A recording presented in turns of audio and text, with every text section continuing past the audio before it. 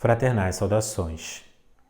E já é fato perfeitamente conhecido de que o afamado segredo, ou seja, a capacidade humana de se poder transformar, conduzir ou ao menos em parte influenciar as circunstâncias da vida, não ser algo inédito, exclusivo deste ou daquele livro, deste ou daquele autor, mas ter em realidade os seus princípios mergulhados nas leis herméticas, nas leis místicas, nas leis da psicurgia de outrora, nisto que nós modernamente chamamos de esoterismo ou de princípios esotéricos. Ainda assim, mesmo muitos de nós aplicando, conhecendo, estudando cotidianamente esses princípios e estas leis, vamos por ter, por vezes, a sensação de que estas não estão funcionando, de que estas engrenagens não estão trabalhando a nosso favor e de que até mesmo, por vezes, estariam supostamente trabalhando contra os nossos propósitos, a nossa missão e o nosso bem-estar. Este é, portanto, dignos o nosso tema de estudo agora, em que falaremos sobre os 7 principais pontos que atrapalham, que atravancam, que se antepõem entre o perfeito funcionamento das leis da mente, da lei da atração, como é popularmente conhecido, e o próprio iniciado, o aplicador, o místico, aquele que a executa. Sejam, portanto, muitíssimo bem-vindos, dignos irmãos e irmãs, a este que é o nosso vídeo 156, 156º vídeo em nosso canal de estudos herméticos, esotéricos e sobre as leis da vida. Aqui quem vos fala de nosso laboratório Rosa Cruz de Alquimia é o Frater Cassiano Camilo Compostela. Paz profunda. E o primeiro dos 7 princípios dignos é o não trabalho, ou seja, é imaginar que simplesmente pela mentalização, pela visualização, pela ritualização, pela projeção emocional, o universo, a vida vai nos trazer de mãos beijadas aquilo que nós desejamos, aquilo que nós desenhamos na linha do horizonte. Este é o princípio fundamental, o de que devemos saber de que sim, as nossas emoções, os nossos pensamentos, as nossas preces, as nossas intenções, as nossas afirmações e decretos possuem um poder na medida em que direcionam, em que dão roupagem e que dão propriamente um caminho às esferas astrais, mas que tão e somente isto não é o suficiente. É importante que na mesma medida em que nós estejamos trabalhando no campo do astral, no campo da magia interna, ou seja, da magia mental, a psicurgia, de que estejamos trabalhando a visualização e as afirmações, que nós também tenhamos a mão na massa, que nós tenhamos um plano estratégico, que saibamos exatamente como colocar as nossas mãos, os nossos pés em ação e em movimento. Ou seja, por um lado, nos é importante visualizar, mas por um outro lado também é importante o laborar. Vejamos que nós estamos aqui num laboratório de alquimia. Essa palavra laboratório, alquimicamente, é significativa, é labor e oratório, ou seja, ora et labora, o princípio inclusive de São Bento, ali o pai do monasticismo no século VI depois de Cristo. O ora et labora significa orar, é intencionalizar, é ritualizar, é projetar, mas é igualmente fazer tudo aquilo que nos for possível. Portanto, não basta ficar sentado esperando o emprego dos sonhos ou a realização de quaisquer outros objetivos. Ore, visualize, projete, mas faça aquilo que é necessário. Sem ação, sem o movimento, nada acontece. Muito pelo contrário, por vezes, a lei, o princípio vai nos dar inspiração, vai nos dar ideias, vai nos dar propriamente o plano que nós mesmos devemos colocar em movimento. O princípio número 2 que pode estar atrapalhando, atravancando, são 7 aqui, claro, Se você já é um apoiador do nosso canal, curta este nosso vídeo. Isto é importante também para a manutenção do nosso canal, curtir o vídeo. Deixe seus comentários, sou um apoiador, uma apoiadora do canal, sugestão para outros vídeos. Compartilhe nos seus grupos espiritualistas e ative também o sino para sempre receber as nossas notificações. Gratidão. Mas vejamos, o ponto número 2 é limitar as possibilidades.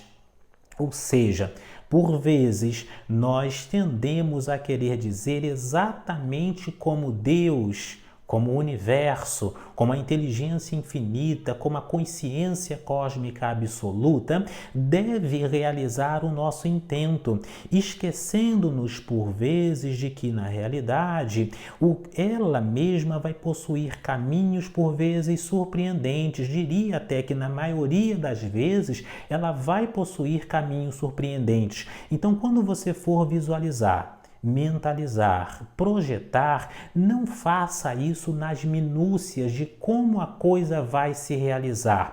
Eu vou então conquistar aquele emprego e vai ser exatamente naquela empresa, naquela sede ou naquela filial, vai ser através de fulano ou de Beltrano e começa a dar um nome, começa a dar uma data.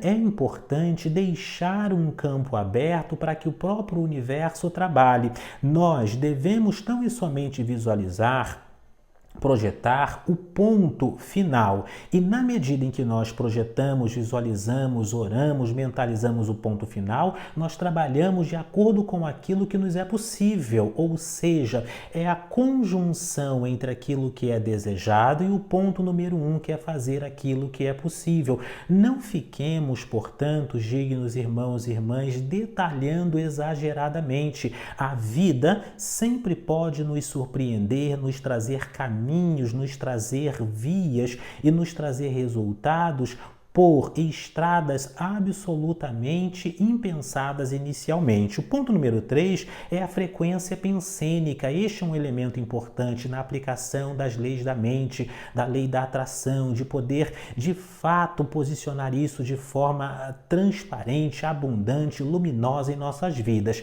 Ou seja, o que isso quer dizer? Que nós temos que prestar atenção para que no nosso cotidiano a nossa frequência ela seja majoritariamente, na maioria do tempo, luminosa. Não nos basta, não nos é o suficiente tão somente visualizar no período da manhã, antes de dormir, ao meio-dia, às 6 da tarde ou em qualquer outro momento especial. Mas é importante que nós trabalhemos na grande maioria das vezes. Então, se o indivíduo visualiza, projeta num determinado ponto específico, mas passa a grande maioria dos outros tempos, das outras horas, reclamando, ruminando, assistindo programas negativos, de violência, enfim, discutindo, entrando em contendas, em brigas, numa baixa vibração, ele em realidade está regando o seu próprio inconsciente com águas podres, com substâncias nefastas e não poderá surpreender-se, portanto, se o seu resultado também for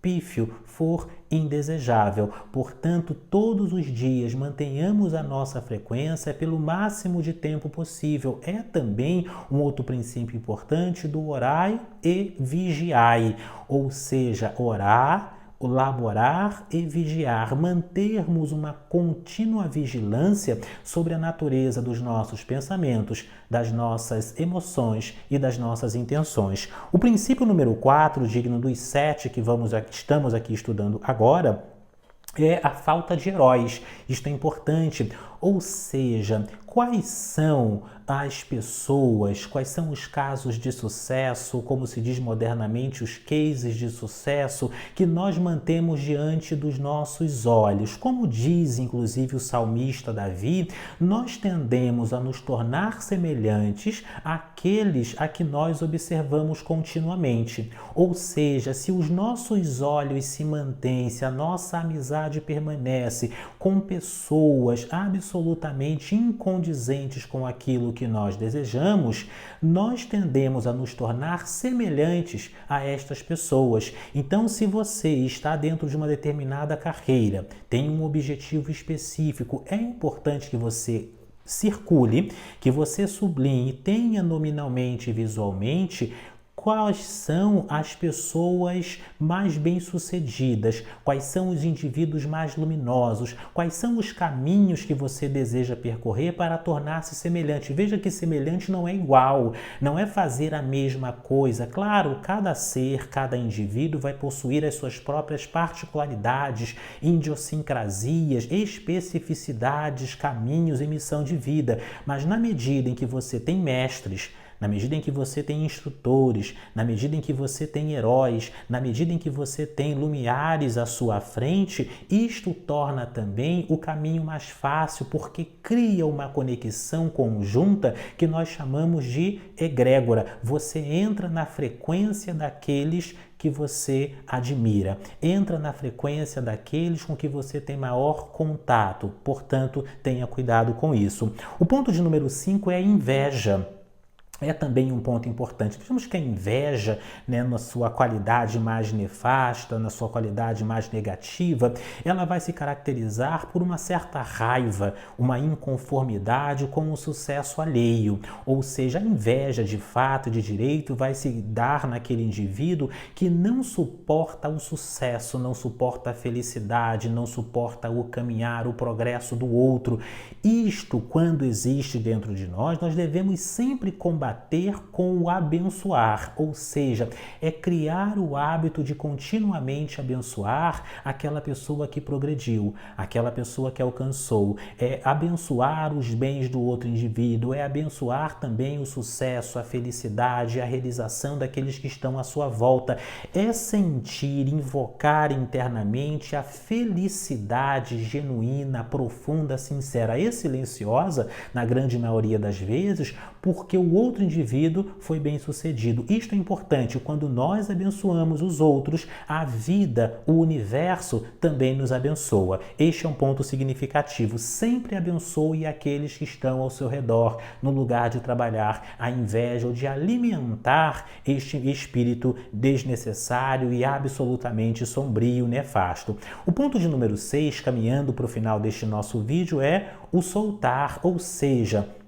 é deixarmos com que aquela ideia projetada, aquela afirmação, simplesmente ela voe, por assim dizer, para os profundos do útero da Mãe Terra, que ela voe propriamente para os ares da inconsciência absoluta. Se a gente fica muito remoendo, falando sempre naquilo, fica projetando, fazendo promessas, gastando aquilo que ainda não tem, ou propriamente tecendo planos em cima daquilo que ainda não se realizou, conta para um, conta para outro, a gente fica como que remoendo continuamente a semente e não permite o seu perfeito desabrochar. Portanto, o soltar, deixar fluir, é projetar, mas também é esquecer, manter-se na frequência, trabalhar continuamente, ter um plano estratégico, um objetivo específico, mas não ficar continuamente removendo a terra, a fim de que a natureza, no seu devido tempo, dê o necessário fruto. E por fim, o ponto de número 7, dignos,